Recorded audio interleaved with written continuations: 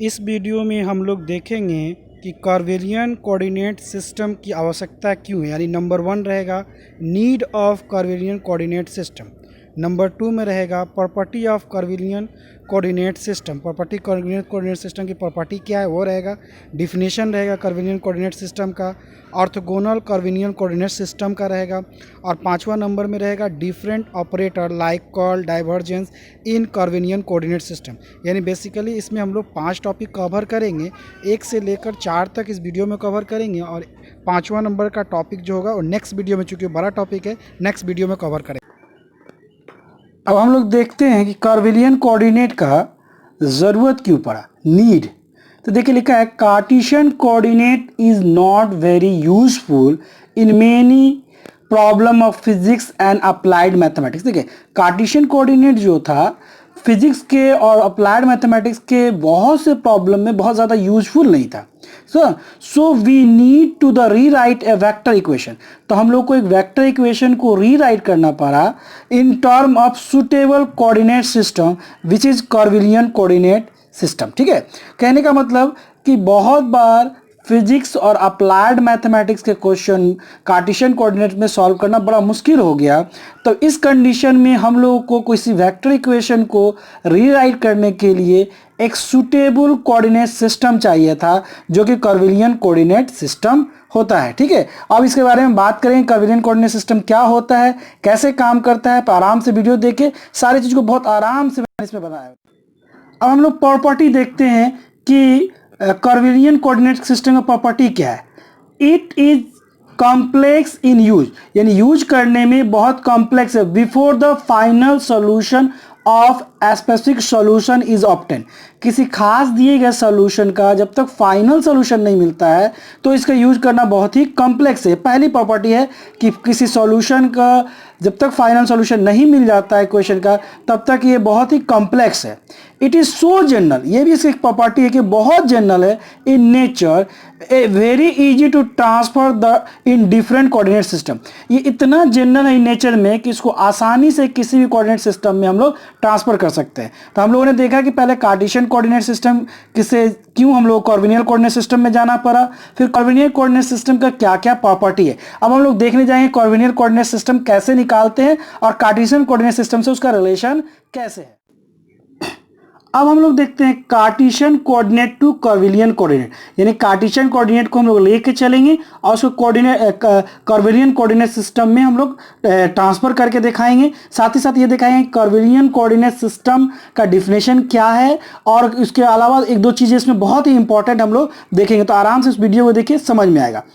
In Cartesian coordinate system the position of a point P, यानी Cartesian coordinate system में किसी point P का position है ना, पॉइंट P जो XYZ है, is determined by intersection of mutual perpendicular plane, है ना, X constant, Y constant and Z constant. इसको हम अच्छे से दिखाते हैं किसी कार्टेशियन कोऑर्डिनेट सिस्टम में किसी पॉइंट का पोजीशन है ना कैसे डिटरमाइन किया जाता है म्यूचुअल परपेंडिकुलर प्लेन से। इसको हम लोग थोड़ा अच्छे से डिसाइन करते दिखाते हैं। देखिए मान लीजिए कार्टेशियन कोऑर्डिनेट सिस्टम है, यहाँ पे कोई पॉइंट P है, ठीक है, तो इसका पोजीशन हम लोग क्या करते हैं, यहाँ पे X है ना, यहाँ पे हम लोगों ने क्या किया Y और Z, यानी X प्लेन, Y प्लेन और Z प्लेन में किसी पॉइंट P का पोजीशन हम लोग डिटरमाइन करते हैं। तो इस पॉइंट P के लिए X कांस्टेंट है, ठीक है, X कांस्टेंट है, किसी खास पोजीशन के लिए X है, Y कांस्टेंट है और Z कांस्टेंट इस पोजीशन के लिए। इसलिए हम लोग ने लिखा है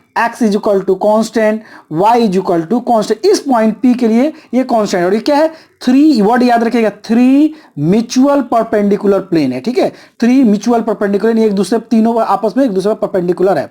now if we superimpose, हम लोगों ने क्या किया, इसी परपेंडिकुलर प्लेन में सुपर इंपोज कर दिया 3 other family of surface on this system. इसी परपेंडिकुलर में हम लोगों ने 3 अदर सरफेस को सुपर इंपोज कर दिया, सुपर इंपोज करके इस पर हम लोगों ने रख दिया। दिस सरफेस में भी पैरेलल, ये जो था जो कार्टेशियन कोऑर्डिनेट सिस्टम में था ये म्यूचुअल परपेंडिकुलर था, मगर जो हम लोगों ने 3 नया सरफेस पे रखा, ठीक है, वो जो था में भी पैरेलल था और में भी प्लेन था। तो हम लोगों को क्या, अब देखिए द थ्री एज्यूम फैमिली, जो हम लोगों ने थ्री फैमिली एज्यूम किया था, जो सुपर इम्पोज किया था, need not be mutual perpendicular. जबकि हम लोगों ने अभी देखा है कि कार्टेशियन कोऑर्डिनेट में क्या होगा, वो जो ये था म्यूचुअल परपेंडिकुलर था। मगर इस कंडीशन में क्या होगा, जो हम लोगों ने थ्री एज्यूम किया है, जो प्लेन है या पैरेलल है, वो जो म्यूचुअल परपेंडिकुलर हो भी सकता है, नहीं भी हो सकता है। दिस न्यू फैमिली में बी डिस्क्राइब, जैसे कि हम लोगों ने कार्टेशियन कोऑर्डिनेट सिस्टम में हम लोगों ने क्या किया था, फैमिली को डिस्क्राइब किया था x constant, y constant, z constant. तो उसी तरह जो हम लोगों ने तीन नया फैमिली लिया है, उसको हम लोग डिस्क्राइब करेंगे Q1 constant, Q2 constant and Q3 constant intersect at a point P। यहां पे भी पॉइंट P पे उसने इंटरसेक्ट किया था। यहां पे भी X, Y और Z जो कि तीन म्यूचुअल परपेंडिकुलर प्लेन थे, जो कार्टेशियन कोऑर्डिनेट थे, जो P पे इंटरसेक्ट कर रहे थे, वही जो हम लोगों ने तीन नया फैमिली लिया जिस पर सुपर इंपोज किया, जो कि या तो प्लेन हो सकते हैं या तो आपको पैरेलल हो सकते हैं। वो आपस में म्यूचुअल परपेंडिकुलर भी हो सकते हैं, नहीं भी हो सकते हैं। वो पॉइंट पी पर इंटरसेक्ट कर रहे हैं, जिसको हम लोगों ने डिस्क्राइब कर दिया है Q1, Q2 and Q3 constant के साथ। ठीक है, उस पॉइंट पे Q1, Q2, Q3। अब देखिए the value of Q1, Q2 and Q3 for the three surface intersecting at the point P are called the Cartesian coordinate of P। Cartesian यानी ये जो वैल्यू था Q1 का, Q3 का, Q2 का और Q3 का, जो कि सरफेस पे इंटरसेक्ट कर रहे थे एट पॉइंट P पे, वही हमारा कार्टेशियन कोऑर्डिनेट है। तो इसको अच्छे से समझिए। देखिए अभी हम लोगों ने थोड़ा सा अच्छे समझ लेंगे और अच्छे समझ। देखिए अभी पहले हम लोगों ने क्या किया था, थ्री म्यूचुअल परपेंडिकुलर सरफेस लिया था, जिसका पॉइंट P था, जिसका वैल्यू था X, Y एंड Z, जिसकी वजह से X, इस पॉइंट P के लिए X कांस्टेंट है, Y कांस्टेंट है एंड Z कांस्टेंट। हम लोगों ने क्या किया, एक other surface, three other surface पर सुपर इंपोज कर दिया। ठीक है, जो कि पैरेलल भी हो सकते हैं और पैरेलल भी हो सकते हैं और प्लेन भी हो सकते हैं। मगर जरूरी नहीं है कि तीन जो सरफेस हैं वो आपस में म्यूचुअल परपेंडिकुलर हो। अब ये जो तीनों सरफेस थे, इसको हम लोगों ने मान लिया Q1 को equal to constant, Q2 equal to constant और Q3 इक्वल टू कांस्टेंट। इस थ्री सरफेस को हम लोगों ने पॉइंट P पे रख दिया। इसी पॉइंट P पे उसका जो वैल्यू होगा, वहां पे जो कोऑर्डिनेट दिखाएगा Q1, Q2 एंड Q3, इसी को हम लोग कहते हैं Cartesian coordinate of point P। अगर कार्टेशियन रहेगा तो इसको कहेंगे Cartesian coordinate of point P। मगर इसी पर अगर 3 Q1, Q2, Q3 रख देते हैं, है ना, जो कि थ्री पैरेलल या सॉरी थ्री प्लेन या पैरेलल होंगे, तो ये जो हो जाएगा Q जो हो जाएगा वो कहलाएगा कार्टेशियन कोऑर्डिनेट। पहले जहां P जो था, X, Y और Z जो था कार्टेशियन कोऑर्डिनेट था, वहीं अब P जो हो जाएगा Q1, Q2, Q3 जो हो जाएगा, वो जो हो जाएगा क्या आपका क्या हो जाएगा, कार्टेशियन कोऑर्डिनेट। ठीक है, समझ में आ रहा है? तो ये कोऑर्डिनेट है। अब आते हैं the three new surface are then called the coordinate surface और कार्टेशियन सरफेस। उस पॉइंट को हम लोग कहेंगे Cartesian coordinate of point P। मगर ये तीन नए सरफेस हुए यानी Q1 surface, Q2 surface, Q3 surface, उसको हम लोग क्या कहेंगे, कोऑर्डिनेट सरफेस या कार्टेशियन सरफेस। तो इस तरह आपने देख लिया कि Cartesian coordinate of point P कैसे निकालते हैं। तो किसी कार्टेशियन कोऑर्डिनेट से में हम लोग तीन पैरेलल प्लेन या सरफेस सुपर इंपोज करते हैं, जिसको हम लोग Q1, Q2, Q3 से दिखाते हैं। ये जरूरी नहीं है Q1, Q2, Q3 प्लेन जो है वो आपस सरफेस जो आपस में म्यूचुअल परपेंडिकुलर हो। अगर इसको पॉइंट P पे रख देते हैं तो ये पॉइंट P पे Q1, Q2, Q3 जो होता है, यही हमारा कहलाता है कार्टेशियन कोऑर्डिनेट, है ना। और इस सरफेस, जो तीनों सरफेस है, इस सरफेस को हम लोग नाम रखा है कार्टेशियन सरफेस या कार्टेशियन सरफेस। अब आते हैं if the coordinate surface are mutual perpendicular. हमने पहले ही बात किया था कि वो जो कोऑर्डिनेट सरफेस है यानी Q1, Q2, Q3 जरूरी नहीं है कि म्यूचुअल परपेंडिकुलर हो जाए। मगर अगर म्यूचुअल परपेंडिकुलर हो जाए at every point P, X, Y, Z जो है हमारा कार्टेशियन को, then the Cartesian coordinate Q1, Q2, Q3 are said to be orthogonal Cartesian coordinate. अगर ये म्यूचुअल ये जो सरफेस थे तीनों सरफेस अगर म्यूचुअल परपेंडिकुलर नहीं हो तो सिर्फ हम उसको कहेंगे Cartesian coordinate of point P। मगर अगर Q1, Q2, Q3 सरफेस जो है वो आपस में म्यूचुअल परपेंडिकुलर हो जाए, तब उसको हम लोग नाम रखते हैं orthogonal Cartesian coordinate of point P। अगर म्यूचुअल परपेंडिकुलर नहीं होंगे तो सिर्फ Cartesian coordinate of point P लिखेंगे सरफेस की वजह से। अगर सरफेस आपस में म्यूचुअल परपेंडिकुलर हो जाएंगे तब orthogonal Cartesian coordinate of point P नाम हम लोग उसको देंगे। अब देखिए द कोऑर्डिनेट एक्सिस, जो उसका कोऑर्डिनेट एक्सिस है, आर डिटरमाइन, उसको आप कैसे डिटरमाइन करेंगे? बाय टेंजेंट, है ना, यानी उसके कोऑर्डिनेट को हम एक्सिस को कैसे डिफाइन करेंगे? तो by tangent to the coordinate lines at intersecting of the other three surface, यानी इसका यहां से टेंजेंट खींच देंगे, है ना, तीनों सरफेस पे, वही Q1 Q2 Q3 को हम लोग को बताएगा। ठीक है, समझ में आ गया? So any given point P may be identified by curvilinear coordinate, यानी दिया हुआ कोई पॉइंट P है उसको कर्वेलियन कोऑर्डिनेट से भी डिफाइन कर सकते हैं, and as well as Cartesian coordinate x y and z, यानी अगर ये कोई पॉइंट P है इसको आप कर्वेलियन कोऑर्डिनेट Q1 Q2 को 3 से आप दिखा सकते हैं, साथ ही साथ आप इसको Cartesian coordinate x y and z से भी दिखा सकते हैं। यानी कहने का मतलब यहाँ पे अगर आपने एक्स वाई जेड की तरफ फॉर्म में रखा और यहाँ पे P equal to x y z किया तो ये जो हो जाएगा कार्टेशियन में हो जाएगा, और ये सरफेस Q1 Q2 Q3 हो जाए तो ये पॉइंट P जो हो जाएगा Q1 Q2 Q3 हो जाएगा, और ये जो हो जाएगा कर्वेलियन कोऑर्डिनेट सिस्टम दिखाएगा। यानी एक ही पॉइंट को हम लोग कार्टेशियन और कर्वेलियन कोऑर्डिनेट सिस्टम से दिखा सकते हैं, जबकि हम लोग बाद में सीखेंगे कैसे एक दूसरे से हम लोग ट्रांसफर करेंगे। आगे वीडियो में सीखेंगे, बहुत ही इंपॉर्टेंट वीडियो, आप आराम से देखिए। अब देखिए, with each family of surface Q1 constant we can associate a unit vector U1। हम ये Q1 कांस्टेंट के साथ हम लोग यूनिट वेक्टर U1 दिखाते हैं normal to the surface Q1 constant. यानी मान लीजिए अगर यहाँ पे एग्जांपल के तौर पे मान लें कि ये Q1 को दिखा रहा है, मान लीजिए एग्जांपल के तौर पे ये Q1 को दिखा रहा है, तो इसके साथ हम लोग एक दिखा लेंगे वेक्टर U1, ठीक है, जो कि ये इसके वेक्टर ये इसके परपेंडिकुलर पे ये दिखा रहा है। ठीक है, हम इसको थोड़ा सा अच्छे से पढ़ देते हैं। With each family of surface Q1 constant we can associate, यानी Q1 सरफेस के साथ हम लोग एसोसिएट करते हैं एक unit vector U normal to इस सरफेस। ये जो होगा U जो होगा ये इस पे भी नॉर्मल है और इस पे भी, दोनों सरफेस पे नॉर्मल है। ठीक है, इस सरफेस नॉर्मल टू इस सरफेस,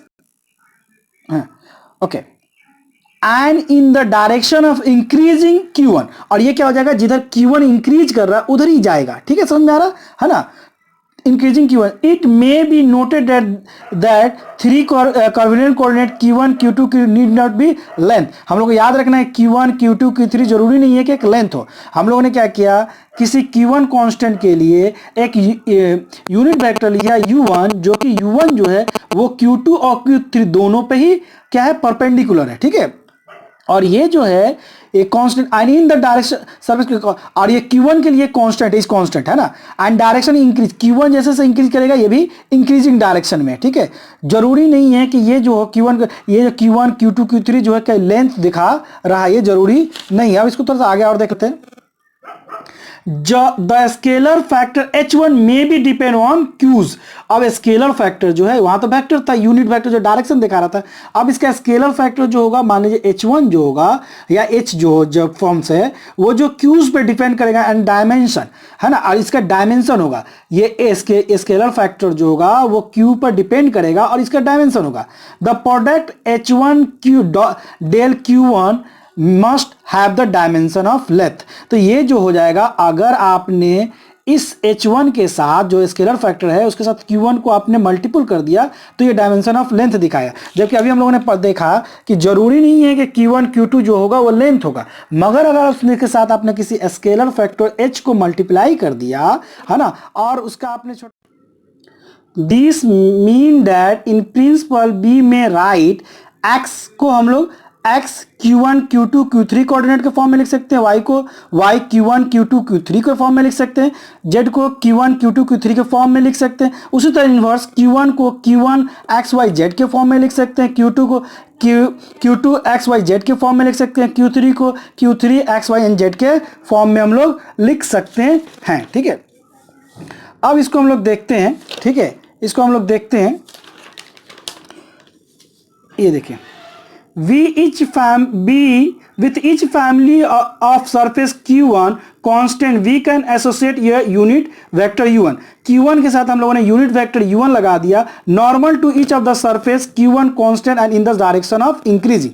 और ये जो था u1 जो था, जो यूनिट वेक्टर था, वो बाकी दो सरफेस जो थे उसके साथ ये नॉर्मल में था, उसके साथ ये क्या था, नॉर्मल में था, ठीक है, बाकी दो लोग के साथ नॉर्मल थे, और ये इंक्रीजिंग q1 को दिखा रहा है। It may be noted that the three curvilinear coordinate q1 q2 q3 need not be a length. ये ध्यान रखना है कि तीनों कोई लेंथ नहीं है।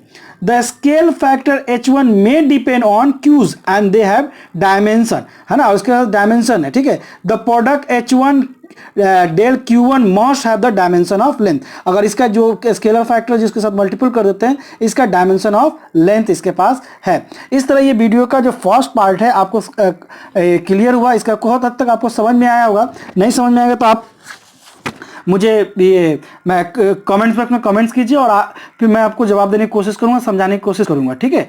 और इसका नेक्स्ट पार्ट जो है जिसमें हम लोग डिफरेंट ऑपरेटर में इसको हम लोग देखेंगे, जो कि बहुत बहुत इंपॉर्टेंट है एमएससी के लिए और बीएससी के लिए, वहां पे हम लोग देखेंगे नेक्स्ट पार्ट में, second part. This mean that in principle be में राइट एक्स को हम लोग x q1 q2 q3 coordinate के फॉर्म में लिख सकते हैं, y को y q1 q2 q3 के फॉर्म में लिख सकते हैं, z को q1 q2 q3 के फॉर्म में लिख सकते हैं। उसी तरह इन्वर्स q1 को q1 x y z के फॉर्म में लिख सकते हैं, q2 को q2 x y z के फॉर्म में लिख सकते हैं, q3 को q3 x y and z के फॉर्म में हम लोग लिख सकते हैं, ठीक है। अब इसको हम लोग देखते हैं, ठीक है, इसको हम लोग देखते हैं। ये देखिए, with each family of surface q1 constant we can associate a unit vector u1। q1 के साथ हम लोगों ने यूनिट वेक्टर u1 लगा दिया, normal to each of the surface q1 constant and in the direction of increasing. और ये जो था u1 जो था, जो यूनिट वेक्टर था, वो बाकी दो सरफेस जो थे उसके साथ ये नॉर्मल में था, उसके साथ ये क्या था, नॉर्मल में था, ठीक है, बाकी दो लोग के साथ नॉर्मल थे, और ये इंक्रीजिंग q1 को दिखा रहा है। It may be noted that the three curvilinear coordinate q1 q2 q3 need not be a length. ये ध्यान रखना है कि तीनों कोई लेंथ नहीं है। The scale factor h1 may depend on q's and they have dimension, है ना, उसके साथ डायमेंशन है, ठीक है। The product h1 del q1 must have the dimension of length। अगर इसका जो स्केलर फैक्टर जिसके साथ मल्टीपल कर देते हैं, इसका डायमेंशन ऑफ लेंथ इसके पास है। इस तरह ये वीडियो का जो फर्स्ट पार्ट है आपको क्लियर हुआ, इसका बहुत हद तक आपको समझ में आया होगा। नहीं समझ में आएगा तो आप मुझे ये मैं कमेंट्स बॉक्स में कमेंट्स कीजिए, और फिर मैं आपको जवाब देने की कोशिश करूंगा, समझाने की कोशिश करूंगा, ठीक है। और इसका नेक्स्ट पार्ट जो है जिसमें हम लोग डिफरेंट ऑपरेटर में इसको हम लोग देखेंगे, जो कि बहुत बहुत इंपॉर्टेंट है एमएससी के लिए और बीएससी के लिए, वहां पे हम लोग देखेंगे नेक्स्ट पार्ट में, सेकेंड पार्ट। अब देखिए, with each family of surface q1 constant we can associate a unit vector u1। हम ये q1 कांस्टेंट के साथ हम लोग यूनिट वेक्टर u1 दिखाते हैं, normal to the surface q1 constant. यानी मान लीजिए अगर यहाँ पे एग्जांपल के तौर पे मान लें कि ये q1 को दिखा रहा है, मान लीजिए एग्जांपल के तौर पे ये q1 को दिखा रहा है, तो इसके साथ हम लोग एक दिखा लेंगे वेक्टर u1, ठीक है, जो कि ये इसके वेक्टर ये इसके परपेंडिकुलर पे ये दिखा रहा है, ठीक है। हम इसको थोड़ा सा अच्छे से पढ़ देते हैं। With each family of surface q1 constant we can associate, यानी q1 सरफेस के साथ हम लोग एसोसिएट करते हैं एक unit vector u normal to इस सरफेस। ये जो होगा u जो होगा ये इस पे भी नॉर्मल है और इस पे भी, दोनों सरफेस पे नॉर्मल है, ठीक है। इस सरफेस नॉर्मल टू इस surface, okay, and in the direction of increasing q1। और ये क्या हो जाएगा, जिधर q1 इंक्रीज कर रहा है उधर ही जाएगा, ठीक है, समझ में आ रहा है ना, increasing q1। It may be noted that three curvilinear coordinate q1 q2 q need not be length. हम लोग को याद रखना है q1 q2 q3 जरूरी नहीं है कि एक लेंथ हो। हम लोगों ने क्या किया, किसी q1 कांस्टेंट के लिए एक यूनिट वेक्टर लिया u1, जो कि u1 जो है वो q2 और q3 दोनों पे ही क्या है, परपेंडिकुलर है, ठीक है। और ये जो है एक constant and in the direction surface, और ये q1 के लिए कांस्टेंट इज कांस्टेंट है ना, एंड डायरेक्शन इंक्रीज, q1 जैसे से इंक्रीज करेगा ये भी इंक्रीजिंग डायरेक्शन में, ठीक है। जरूरी नहीं है कि ये जो q1 ये जो q1 q2 q3 जो है लेंथ दिखा रहा है, ये जरूरी नहीं है। अब इसको थोड़ा सा आगे और देख लेते हैं। द स्केलर फैक्टर H1 में भी डिपेंड ऑन क्यूज। अब स्केलर फैक्टर जो है, वहां तो वेक्टर था, यूनिट वेक्टर जो डायरेक्शन दिखा रहा था, अब इसका स्केलर फैक्टर जो होगा, मान लीजिए H1 जो होगा या H जो जब फॉर्म्स है, वो जो क्यूज पे डिपेंड करेगा एंड डायमेंशन है ना, और इसका डायमेंशन होगा, ये स्केलर फैक्टर जो होगा वो क्यू पर डिपेंड करेगा और इसका डायमेंशन होगा। The product H1 Q del Q1 must have the dimension of length. तो ये जो हो जाएगा, अगर आपने इस H1 के साथ जो स्केलर फैक्टर है उसके साथ Q1 को आपने मल्टीपल कर दिया तो ये डायमेंशन ऑफ लेंथ दिखाया। जबकि अभी हम लोगों ने देखा कि जरूरी नहीं है कि Q1 Q2 जो होगा वो लेंथ होगा, मगर अगर उसके साथ आपने किसी स्केलर फैक्टर H को मल्टीप्लाई कर दिया है ना, और उसका आपने